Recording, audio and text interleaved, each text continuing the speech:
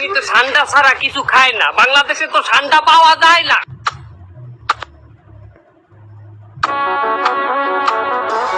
বন্ধুরা, আমরা মনে করি সান্ডা আর গুইসাপ এক, কিন্তু সান্ডা এবং গুইসাপ আলাদা। তারা দেখতে কিছুটা এক হলেও তারা কিন্তু ভিন্ন প্রজাতির। তাদেরকে বলা হয় সম্পূর্ণ ভিন্ন দুই ধরনের প্রাণী।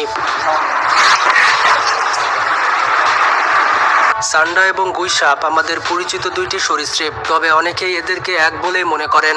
বাস্তবে সান্ডা হচ্ছে ইউরোম্যাস্টি প্রজাতির টিকটিকি জাতীয় একটি প্রাণী। অন্যদিকে গুইসাপ হচ্ছে ভ্যারানাস গোত্রের, যাকে ইংরেজিতে লিজার্ড বলে ডাকা হয়। শ্রেণীবিন্যাস, গঠন, খাদ্যাভ্যাস এবং স্বভাবে সবকিছুতেই তাদের মধ্যে রয়েছে বড় পার্থক্য। সান্ডার দেহ হচ্ছে ছোট এবং কিছুটা চওড়া, আর লেজের দিকে মোটা এবং কাঁটাযুক্ত। এটির লেজই হচ্ছে তার আত্মরক্ষার প্রধান অস্ত্র। সাধারণত সান্ডার দৈর্ঘ্য 25 থেকে 40 সেন্টিমিটার হয়ে থাকে।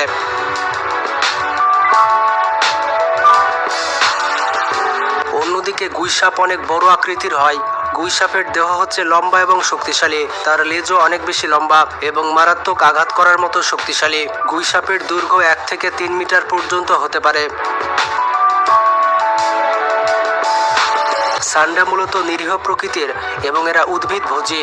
ঘাস, পাতা, ফুল, এমনকি শুকনো গাছপালায় এরা খেয়ে থাকে।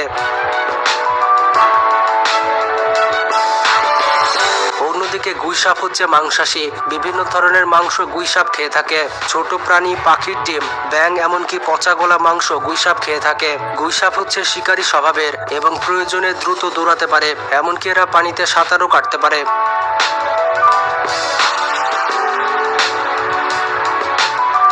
এদিকে সান্ডার মাংস খাওয়া যায়, তবে তার সাথে যুক্ত আছে আইনি, ধর্মীয় এবং নৈতিক নানা প্রশ্ন।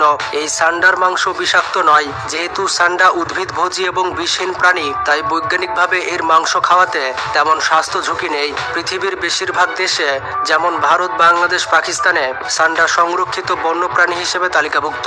তাই এই সকল দেশে সান্ডা ধরা, হত্যা করা কিংবা খাওয়া আইনত দণ্ডনীয় অপরাধ।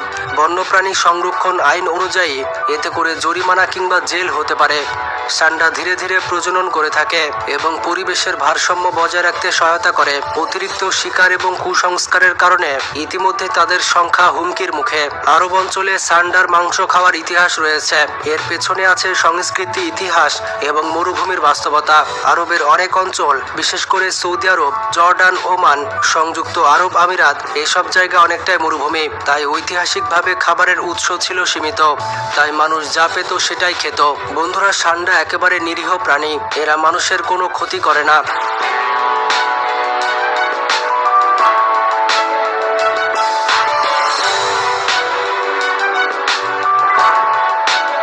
অন্যদিকে গুইসাপ যদিও সাধারণ মানুষকে আক্রমণ করে না, তবে কর্নার করলে কিংবা হুমকি মনে করলে এরা কিন্তু মানুষকে কামড় পর্যন্ত দিতে পারে। যদিও গুইসাপ বিষহীন, তবুও কামড়ের ফলে সংক্রমণ হতে পারে। তো মোট কথা হচ্ছে, সান্ডা ও গুইসাপ দুইটাই সরীসৃপ হলেও তারা হচ্ছে দুই ভিন্ন জগতের প্রাণী।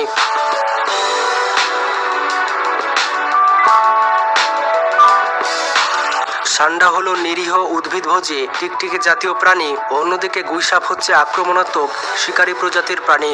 তাই এদেরকে আলাদা করে চেনা কিংবা বুঝতে পারা অনেক সহজ বিষয়। কিন্তু তারপরও বাংলাদেশ, ভারতে এমন মানুষ রয়েছে যারা গুইসাপকে সান্ডা মনে করে খাচ্ছে এবং গুইসাপের শিকার করছে। সোশ্যাল মিডিয়াতে এই সান্ডা নিয়ে ব্যাপক অবস্থা। তো এই বিষয়ে আপনার কি মতামত, কমেন্ট করে জানান।